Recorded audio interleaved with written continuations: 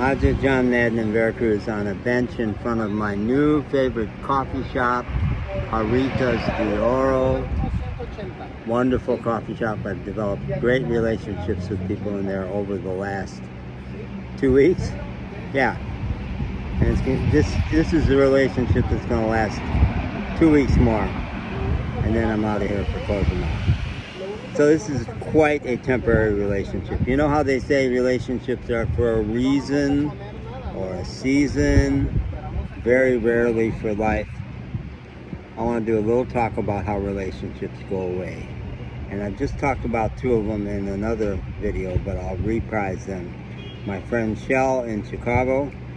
We had been good friends in Chicago, and we talked 2 or 3 times a year, but for an hour, for the 16 years I was in Nashville, and he was still back in Chicago. And that relationship ended because I finally called him on his bullshit. I said, you really like to control relationships, and you will not give in trying to make me go to this spot over in Tennessee, even though for years I haven't done it, and I'm tired of hearing it. Boom, end of the relationship. Couldn't tolerate that, and it was over. My friend Tony, also very long-term relationship, also mostly long distance, but it had been close enough that when we got back in touch with each other just a couple months ago, we went deeper than we ever had. She was at a point in her life when she needed a confidant, and I did also. And it was a close enough relationship that I asked her, Tony, why didn't we ever date? I know I was interested in you. You remember what happened? And she said, I knew you were interested in me, but I knew you also wanted sex in a relationship, and I couldn't go there. Okay, but that's how deep we went. But in the course of maybe 3 weeks of lots of texting and video calls, she started taking out on me her resentment at her 20-year husband, who she could not ever get angry at. And I was safe enough that she could. And so I said finally, this is too much. And it's way out of whack. I'm not getting any appreciation, and I'm being an amazing friend for you. No, this is not working for me, and I'm out. So I pulled the plug on that one.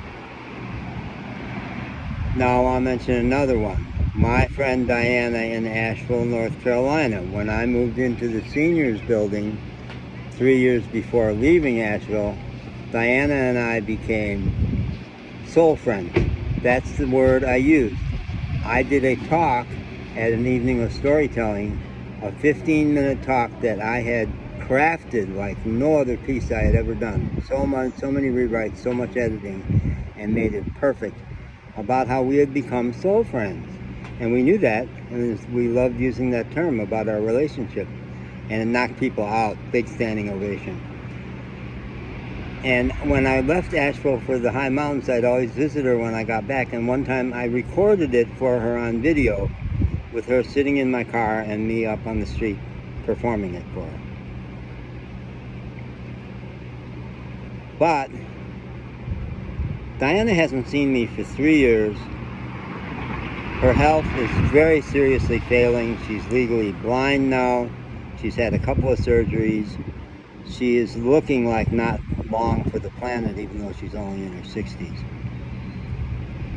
And so I called her when I first got to Mexico, because she's from Mexico City. That's where she grew up, and that's where her problems with the psychiatry industry started, and we had that in common. So we had a good conversation, and then my phone got stolen, and I went 10 months without a phone, and that was the only way I knew to reach her. And she couldn't read emails anymore. So I finally got a new phone a month ago, and was able to call her, and within a few days I called her, and her phone was disconnected, and I went, shit, she's in a home somewhere, no longer independent living, or dead. And I was worried. I got so worried about her that I made her the wallpaper on this phone, till I guess today. And I kept calling the office, and I've been gone 3 years. Whoever's working in the office didn't recognize me. and they wouldn't reply to my calls, the voice messages I left.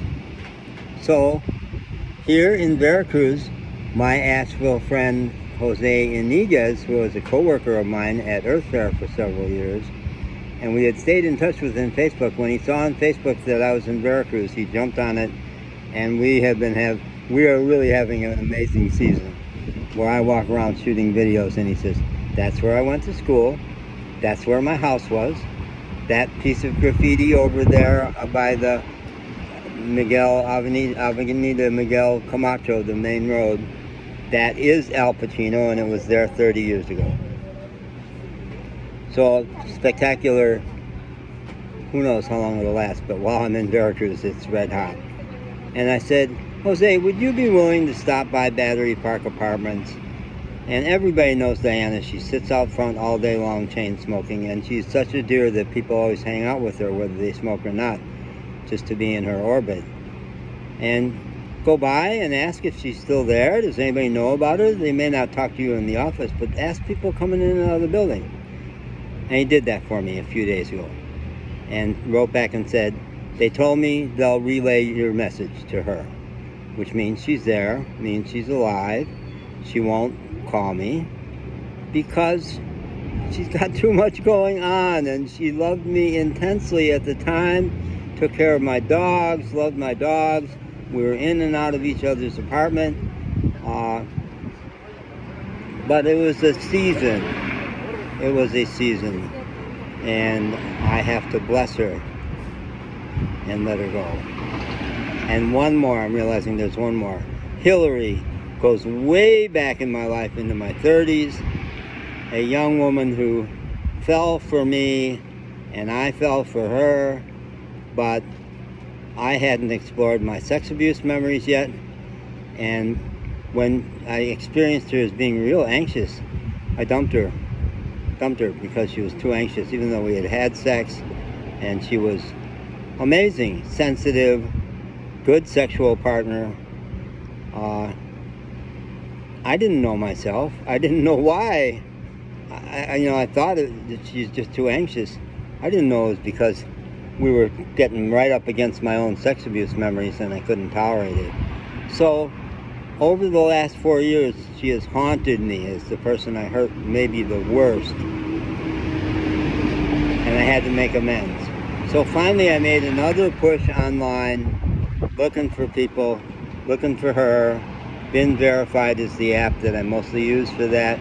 It turned up one name match, first and last name, not a common name, in Santa Fe, where it made sense that someplace she would have settled. I knew her in Syracuse, New York, but no mention of Syracuse or Rochester. So I didn't know. So I sent an email and saying, are you the Hillary? If you are, please let me know whether you're willing to let me send you my heartfelt apology, or tell me to buzz off. I would accept that. Or if you are not her, please let me know and I'll keep looking. And the message I got from Gmail was, her box is full. She can't get any more messages. And I said, are you going to spend hours and hours online, keep trying to dig? No, that was your best shot. You took your best shot. You made the intention. You felt the pain of how you had hurt her. You grieved about having done it. You wished her a good life, whether that's her or not. Move on.